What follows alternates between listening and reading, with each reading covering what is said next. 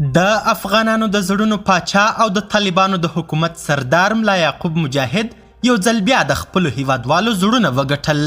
دا ثابته کړل چې پاکستان ته نه بلکې خپل هیواد ګران افغانستان ته وفادار دی او د خپل پلار په قدم یې پل کېښود. ملا یعقوب مجاهد د پاکستان د بهرنیو چارو وزارت مرستیاله هینا رباني سخته شرمنده او خرابه کړل.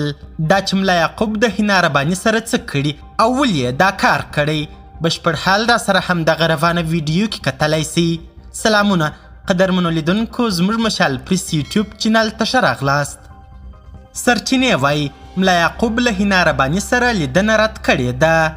خبري رسنیو د خپلو سرچینو له قوله خبر ورکړی چې د طالبانو د حاکمې ادارې د دفاع وزیر ملا یعقوب مجاهد په بهرنیو چارو وزارت کې د پاکستان د دولت وزیر هینا رباني کهر سره د لیدنې غوښتنه رد کړې ده.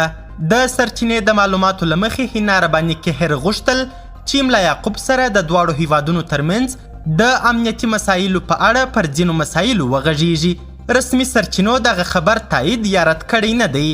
د طالبانو له بیا واکمنېدو سره له پیله تر اوسه ملا یعقوب او ځینو نورو محدودو چارواکو د پاکستان سفیر او نورو چارواکو سره نه دي لیدلي. ملا یعقوب د طالبانو په اداره کې پاکستان ته تابع چارواکی نه ګڼل کیږي.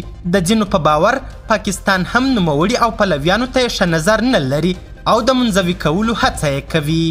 د پاکستان د بهرنیو چارو وزارت د مرستیالي وزیر هینا رباني کهر په مشرۍ د پاکستان یو پلاوي پرون په کابل کې د بهرنیو چارو له وزیر امیر خان متقي سره کتلي دي.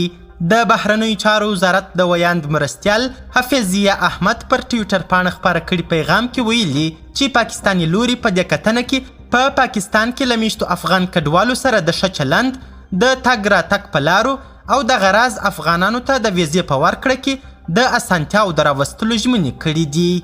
سرچینه زیاتوي چې په دې کتنه کې د سوداګرۍ او ترانزیت پر اړوندو مسایلو او د ټاپ د اورګاډي پټلۍ او ځینو نورو لویو پروژو په اړه هم بحثونه سوي دي. د ویلو ده چې د اغلي کهر په مشرۍ پاکستاني پلاوی تېره ورځ سهار کابل ته راغلی و. قدرمنو لیدونکو، نړۍ مننه چې ویډیو مو تر اخري شیبو وکتل. د لا زیاتو او نورو لحظه پر لحظه خبري مطالبو لپاره زموږ همدغه مشال پریس یوټیوب چینل سبسکرایب کړئ.